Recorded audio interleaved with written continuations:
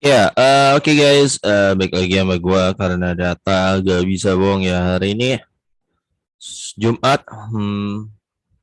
21 April 2023. Oke, selamat Idul Fitri buat lo yang merayakan hari ini dan juga selamat juga Idul Fitri buat lo yang merayakan besok. Um, ya, selamat guys. Ada perbedaan nggak masalah. Ya, oke. Hari ini gue mau bahas saham Astra Auto Parts ya. Uh, ISG salah satu terpantau naik 0,5. Um, Oke, dia naik berapa persen? 10% ya. Iya. Karena dia naik laba 90% ya, guys. Wajar. Gua kalau lo nonton di video gue yang di Bang Benny kemarin, gue udah jelasin logika apa sih kaitannya harga saham naik sama laba itu gue udah jelasin ya. Kalau bodohnya gini guys, cara gampangnya gini aja. Kalau Astra itu labanya naik 90% ya, kasarnya sahamnya bisa naik sampai 90%-nya, bodohnya begitu aja sebenarnya. Ya, jadi nggak heran kemarin terpantau naik 10%. Eh Setahun ini ya, ini kinerja terbaik ya, dia langsung melejit. Dan ini juga gimana ya? Maksud gue, orang bilang katanya kita bakal resesi segala macam ya.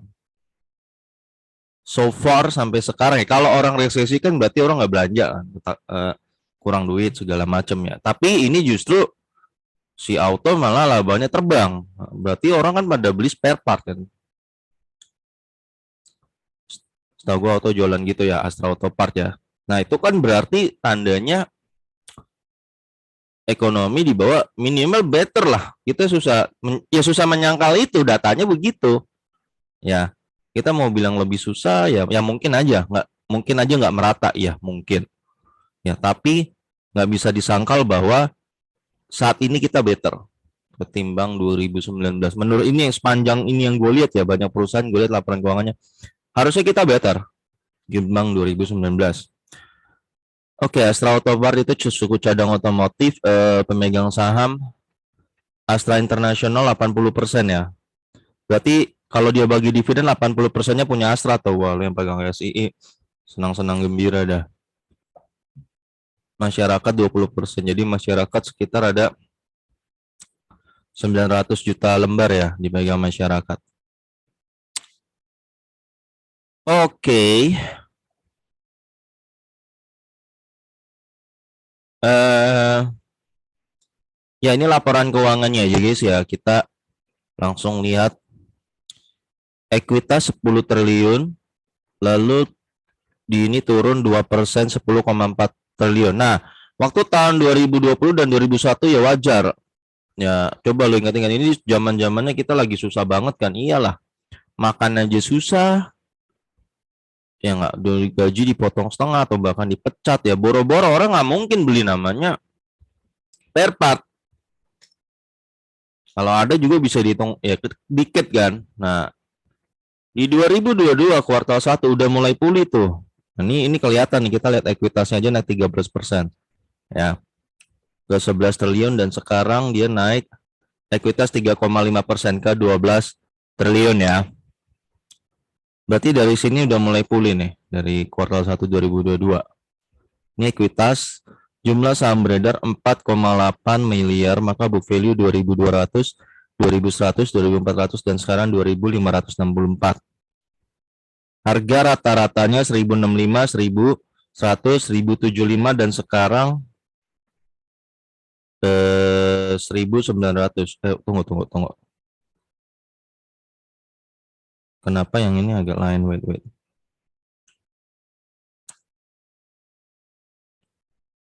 Ini baru benar. Ya 1.065. Oh bukan, salah gue.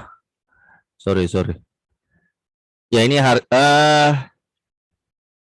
oh ya ini harga rata-rata sahamnya ya. Sorry ya. 1.075 dan 1.900. Sorry gue mabuk. PBV 0,48, 0,55, 0,4 dan sekarang 0,7 nih sekarang nih. Ya masih 0,7. Kita langsung bahas ke labanya ya guys ya. Labanya. Laba 2020 kuartal 1 dia hanya bisa meraih 114 miliar. ROE-nya 1% kali 4 jelek ya. Wajar. Ya, ini jelek. 2021 dia naik labanya 42% ke 169 miliar. ROE-nya 1,5. Ya masih 6%. Ini masih termasuk ROE yang jelek.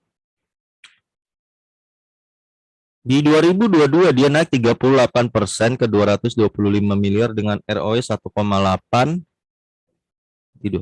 8%-an ya berarti sedang. Nah, sekarang guys, dia tuh labanya naik 92% ya guys, ke 432 miliar dengan ROE 3,5%, berarti total 14% ya, kali 4. Ya, ini bagus ya. Jadi ini kinerja terbaik selama 4 tahun ini. Sejak 2020 ini kinerja terbaik tahun ini. Ya. Ya kalau dia laba naik 90% ya otomatis sahamnya terbang. Pasti ya otomatis dividennya dibagi lebih besar. Kalau lo yang nonton di video gue yang di BNI kemarin ya, gue kan ada logika cerita kaitannya di mana harga saham laba naik, sahamnya naik, labanya turun, sahamnya turun. Ya itu yang dinamakan saham akan ngikutin harga fundamentalnya pasti. Ya, ya sekarang siapa yang bisa gocapin BRI gitu loh. Sedangkan dia bagi dividennya aja kemarin total bagi berapa tuh ya? Total 200 ya, gue lupa lah kemarin. Pokoknya gede banget ya, gimana lu gocapin barang yang begitu? Membagi terus dividen rutin tambah gede, ya nggak mungkin. Ya itu, makanya harganya BRI udah mulai tembus-tembus goceng kan, ya udah mulai akan terbang-terbang terus itu. Ya, itu yang dinamakan saham, harga saham akan ngikutin fundamentalnya. Demikian juga contoh kayak ya yang perusahaannya labanya turun ya akan tuh jeblok juga sama guys, pasti. Lu lihat Unilever Q1 katanya udah turun lagi kan labanya kan, ya itulah bau-baunya makin nyelem. Nah kayak gitu guys ya. Ya sebisa mungkin lu hindari nyangsang di perusahaan yang kayak gitu. Lu sebisa mungkin ada di perusahaan yang terus nanjak ya. Caranya gimana? Lihat laporan keuangan kayak gitu nggak bisa dideteksi deh kalau hanya dengan modal apa ya, feeling atau hanya sekedar misalnya lu bilang analisa bisnis ya, tanpa lihat laporan keuangannya susah juga menurut gua ya. Oke, EPS 23, 33, 46 dan sekarang paling gede nih tahun ini 89 ya. Kuartal 4 waktu itu EPS-nya 0, 127, 275. Ini berpotensi tembus 89 kali 4. Berapa tuh guys? Sorry. 356, gila guys ya. 356 coy. 356.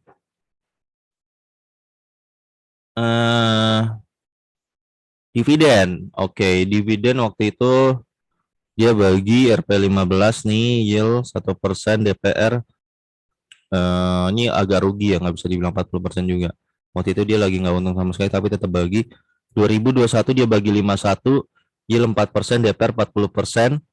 2022, ini kan dia kemarin trim udah bagi 22 dan ini final 88 ya. Total 110 nih udah gua catetin nih. Jadi total 110 dia. Jadi lu sebenarnya dalam tahun kemarin 2022 dapat 10%. Nah, yieldnya total 2 kali bagi dividen ya. DPR 40%. Ya. Tahun depan berdasarkan data ini maka kita lumayan bisa prediksi, mensimulasikan lah ya. 356 dikali 40%, maka tahun depan dia akan membagikan total 142 guys. Ya, 142 tahun depan. Ini dibagi 2 ya, jadi nggak langsung 142 dia kasih, karena kan emang ini gayanya grup Astra begitu deh, dia baginya 2 kali. Biasanya intrimnya upil kecil kalau gayanya grup Astra ya. Intrimnya kecil, mungkin baru nanti finalnya agak gede, lumayan gede. Dia bagi 2. 142. Berarti itu lo dapet yield di harga sekarang ya, 1900, 7% guys. Ya, DPR 40% ya. Ya. 7% tahun depan ya, gede. Maka harga fundamentalnya dia untuk auto ya.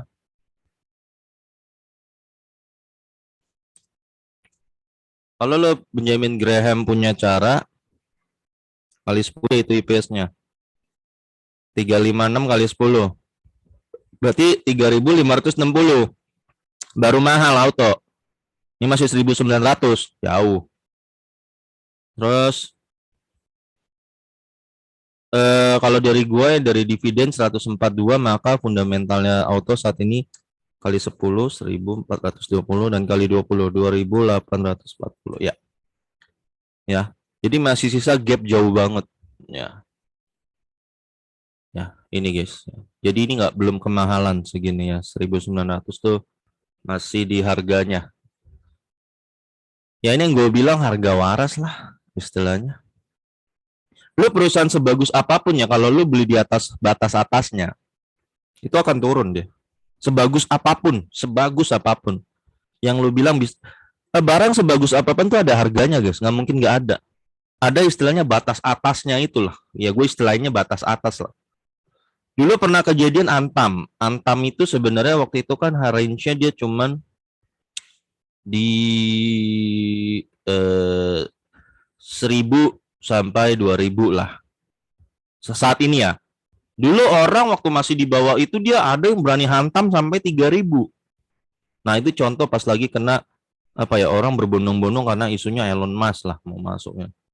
3.000 tuh di atas harga atasnya Antam sebenarnya guys, di atas harga atasnya dia.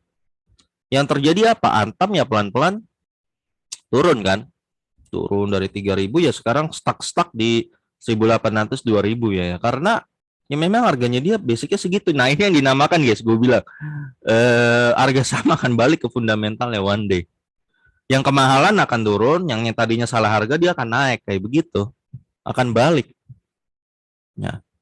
Tinggal pandai-pandainya kita aja di situ. Ya. Dia bagi dividen di bulan apa ya? Dividen History Auto. Ini sih dia udah bagi ya.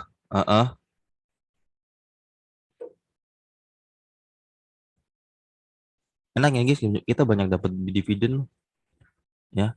RDN nambah mulu, cair ya. Yang 88 sih nanti cairnya tanggal 11 Mei ya guys. Ini yang terbaru ya, 11 Mei. Nanti interim tuh dia akan bagi di bulan Oktober guys ya. Jadi habis Mei Oktober dia bagi lagi nih. Ya. Oktober dia bagi lagi interimnya ya. Oktober dia bagi lagi. Oke. Dan ini perusahaan rutin gak bagi dividen ya.